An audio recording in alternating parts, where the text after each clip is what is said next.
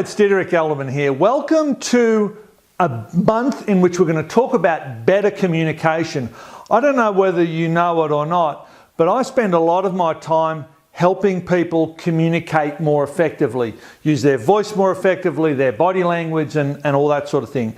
And that's in vet as well as in non-vet. One of the things I'm called in to do especially is to help newer graduates in practices, and they're typically a group that has issues communicating their ideas with the clients and getting the clients to like them, trust them and respect them. And unless the client trusts them, likes them and respects them, then that new graduate is not going to be able to get the client to take up the ideas on patient treatment and everything along that line. So these are ideas I haven't shared on a blog or a video before. So that's what we're going to be doing for the next few weeks. So today is all about how to build an instant better trust, liking and rapport when you meet a client for the first time.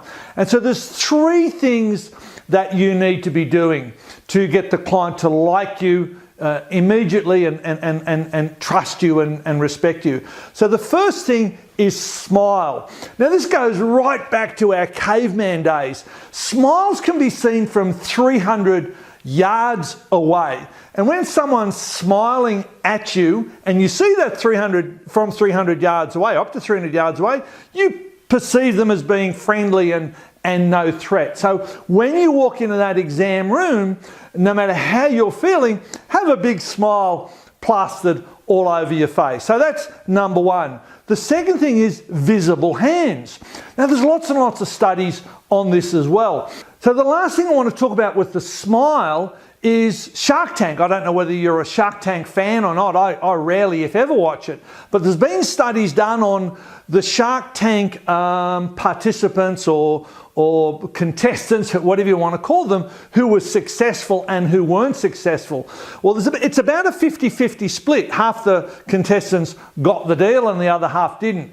One of the common characteristics about the participants that got the deal was that as they walked down that gangway or that gangplank or whatever you want to call it, when they were approaching the sharks, they were smiling as they came into view and as they came into shot. And typically the people that did not get the deal were not smiling. So that's a really important point. Smile, to the point of a grin when you meet your clients.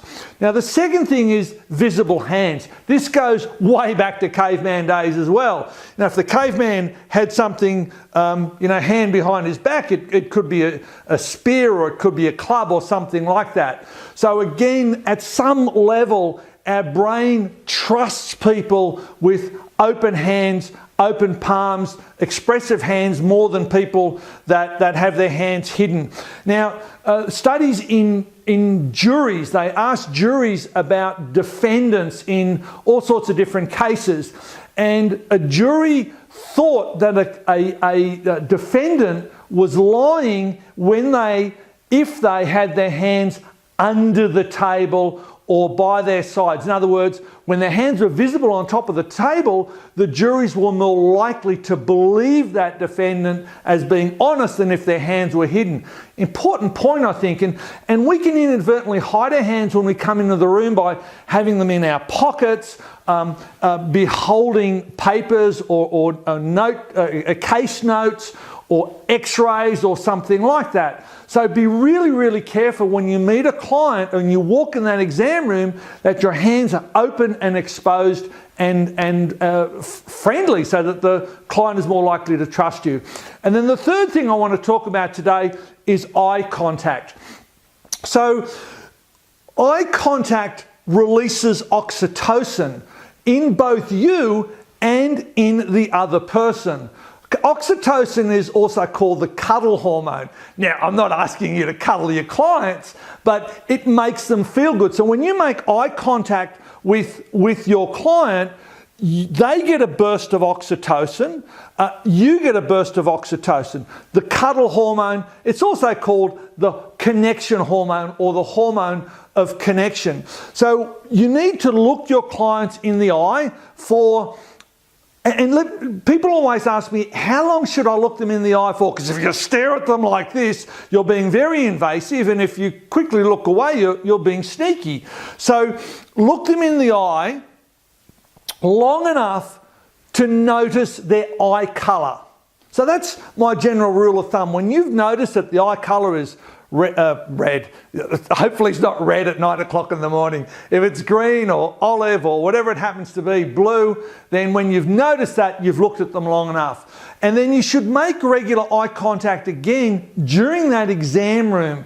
And I'm going to suggest, during that exam room process, during the whole time they're there, I'm going to suggest that you spend about 40 to 50% of the time that you're talking with that client making eye connection, and that's going to build your rapport. So they're the three things we want to talk about today: smile, open hands, eye contact. Do that, and the level of trust the client has in you will dramatically increase, and therefore they'll trust you enough to allow you to do the appropriate treatments on their pet, and that will result in better patient outcomes. 3 things for you to work on till we talk again next week. Bye.